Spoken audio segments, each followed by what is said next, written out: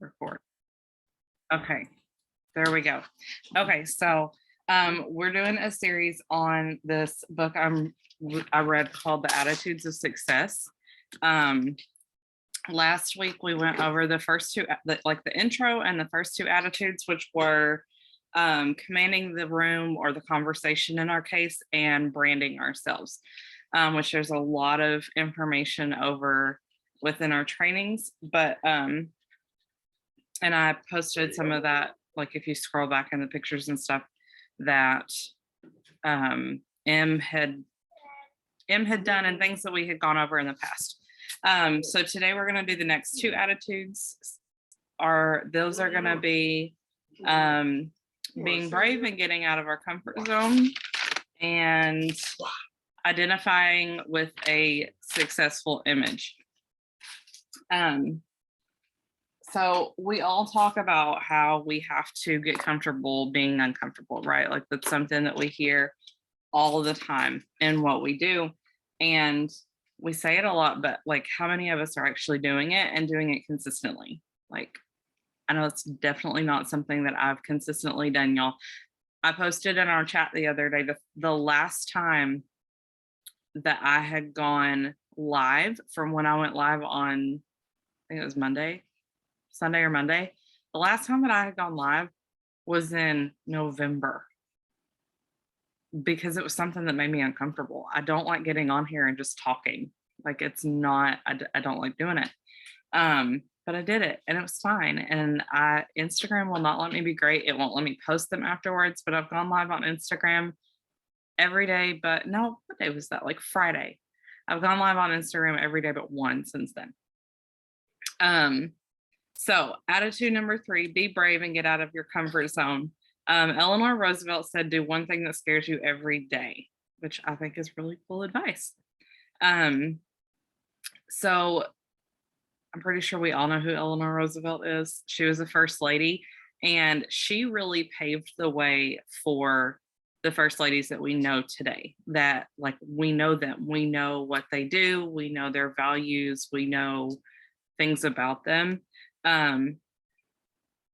What just happened? Oh, okay. We know things about them. She pushed boundaries. She spoke her mind. And she let us know like what she was about. And that's really something that we should be doing ourselves. So the author was talking about how women in the workplace or women in companies tend to play nice or be nice. We have a tendency to take on so much because we have like the maternal, a lot of us have the maternal role, and we like want to be able to do everything because in our society that seems like that's what's expected of us. So a lot of women are scared to say no. We want to keep our options open, be seen as a team player, be seen to be able to, like I said, take on everything. And we want, like in our case, a lot of us will be open to or say yes to doing anything, hosting a Zoom, hosting a live. Anytime anyone in our team needs us, hey, can we do a one-on-one, whatever?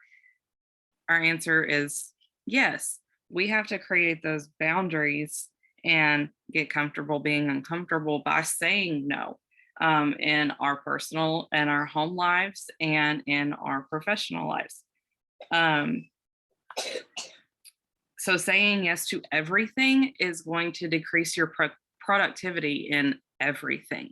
You can't take on everything. If you have, we're all busy. We've established that all of us are busy, like I always look at Krista, she's got a million children and all of the sports, but she also has this business and our whole team, but she has to create those boundaries within her different areas of her life in order to remain productive in all of the areas of her life.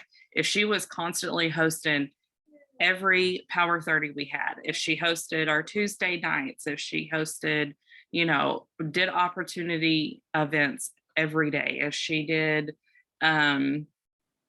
one-on-ones with her entire, like, think of her team, like how big is her team? If she did or one-on-ones with her team all the time, if she was open for that all the time, what part of her is her family going to get? But whereas she has 5 kids, she has a husband, she has a life outside of our business, if she's doing everything and all of the things and, controlling every part of her family's life, what part of her would we get? So there has to be those boundaries within the different categories of your life. Um, Pleasing everybody won't change anything. We can't make everybody happy. We say that a lot of times when it comes to our customers, like your people are your people, but like within your team and within this company that we're in, you can't please everybody. You can't do everything that everybody wants you to do.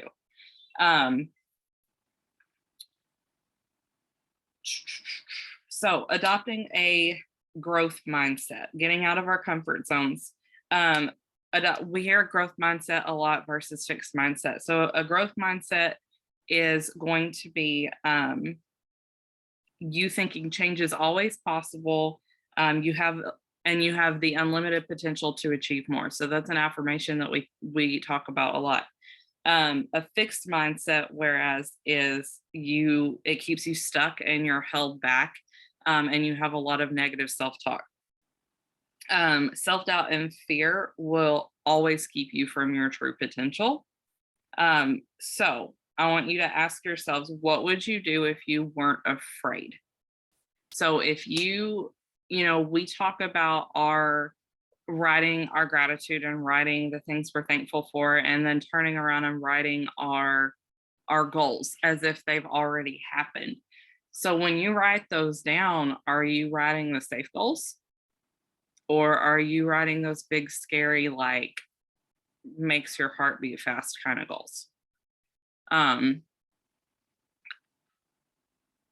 So when you're doing that, so when you ask yourself what your goals are, what your big, scary, like make my stomach queasy kind of goals, you need to learn your fixed mindset voice. So that voice in the back of your head, I call mine Brenda. So if Brenda's in the back of your head saying, we could never do that, or if that happens, then this is going to happen. Like last week, we talked about being scared of success. So if that happens, then this is going to happen. Or, what are they going to think of me? Like, what is that like really annoying, like person in the back of your head that's telling you can't do these things? Learn that voice and then respond to it with your growth mindset voice. You get to choose how you see any scary situation. So if we, all of us have taken those like couple minutes of crazy courage and press the submit button when we join the company, what if our fixed mindset had said, no, that's never going to work for you?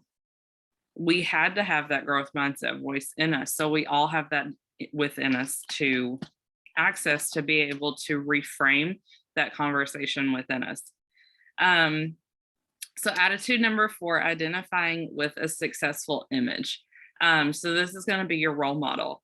And if you ask any successful woman, like if you in the book, it gave the examples of like Oprah and Michelle Obama.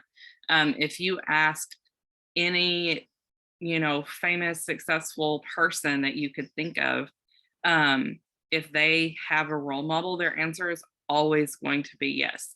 And across the board, nearly every time, it's not going to be that they're their role model because of what they've achieved. Like if you like look at Michelle Obama, her role model was Eleanor Roosevelt. Her role model wasn't Eleanor Roosevelt because she was the president's wife. Her role model was Eleanor Roosevelt because she pushed boundaries, because she had strong values. It was always her values, or it was always values and attitudes over success, or successes. So role models are going to have values that you identify with, values that you also have. They're going to have actions that you should emulate, they should inspire you, and they should have character traits that will help you achieve your goals. So you could have, 100 role models, but are these role models people in the path of life that you are working towards getting to? Like, your mom may be your role model, or your dad, or your aunt, whatever, but are they people that, as far as your business goes, and as far as, where you want your life to lead, is that where you want to go? Are they in a path, are they at the end of the path where you want to go? Um, so successful character traits of role models. So these are the role models that you're going to want to find specifically for your business. They're going to be optimistic, confident, passionate, have humility, integrity, tenacity, and they're respectful.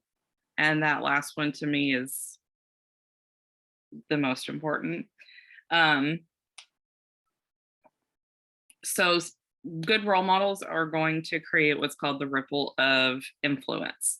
Role models have role models, their role models have role models, and their role models have role models. And when it comes down to you, it's like dropping a rock into a pond. If you drop that rock, it's going to create this ripple that's just going to go on forever and ever and ever. And that would come back to you. So who are you going to be a role model for? If you have the successful role model that you're following, who you follow, you identify and follow with their values and their character traits and all of that, then you take that, apply it to yourself. Now, who are you going to be a role model for? How are you going to influence somebody else? So for us, it's like, Krista is somebody I look up to. I know Katie is somebody she looks up to. Katie is somebody that I look up to. Katie is one of my biggest role models within our company. From day one, I've just kind of always felt this pull to her. I watch all of her lives and all of that, which we'll talk about. So identifying with your role model and not necessarily becoming that person, but taking the things that they can teach you to apply to yourself for you to then turn around and teach other people. So it's just putting it in our business format. It's those VIPs. You are taught by somebody how to achieve VIP 1600, and you turn around and teach it to somebody else, and that's how your business grows. The same thing with your successful self, your attitudes within success. So I'll finish up with 5 things to identify a successful role model. So 5 things that you should do to find the role model for you, basically. So number 1, what do you value most? Take the time to really sit down and write out your values in all aspects of your life. What is it like? What are those top values that are absolute non-negotiables for you? And then to live by those values, what character traits do you need to have to I lost the word. What character traits do you need to have to live by those values? And then identify people who have those character traits and those values. So if they are, say most of us run our businesses like with a faith-based backing. So if Christianity is a big part of your business, your role model is probably going to be somebody who also has that as one of their main values. If you value running your business with authenticity, you're not going to have a role model that is sending out 1,000 cold messages a day. Like, just, does that make sense? So Identify the people who have the traits and values that are important to you. And the number 4, study them. Not their successes. They may be a 200K. Like last night, we were all on the Zoom with Maria. She's amazing. She's great. Like I would love to be her one day. But don't study her because she's successful. Okay, honey, just a second. You watching a snake? Yeah. Don't study Maria because she's successful. What are her values? What character traits does she have that got her to her position? So what are their daily lives like? Their routines? What drives their actions? How do they deal with setbacks? Are they somebody that, has a setback and pushes through, or are they somebody that has a setback and jumps to the next shiny thing? Who are their role models? Can you also look up to their role models, and how do they interact with others? And then number 5, connect with them. So a role model doesn't necessarily have to be somebody that you can message or somebody that you can call. It's kind of similar to the 5 people, we talk about the 5 closest people that you have in your circle. You're going to become like them. It doesn't have to be somebody that, those 5 people within your circle don't necessarily have to be people. Who are you listening to? What podcasts are you listening to? What are you watching on TV? Who are you watching on YouTube? If you have access to these people through multiple forms or any form of social media, really, or you can listen to them on podcasts or whatever, with the internet that we have and the information that we have on our fingertips, you can find out character traits about people. You can find out the values people have, whether it's somebody you know personally or not. So, yeah, that's what I've got for you guys today. I really want you to work on the asking yourself, which we talk about goals and visions and all of that all the time, but really sitting down within the realm of thinking about a role model. What would you do if nothing scared you? And what values and character traits are the most important to you?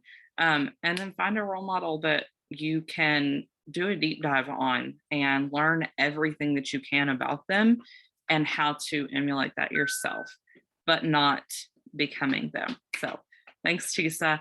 All right, you guys have a happy Wednesday, and we will talk in the chat.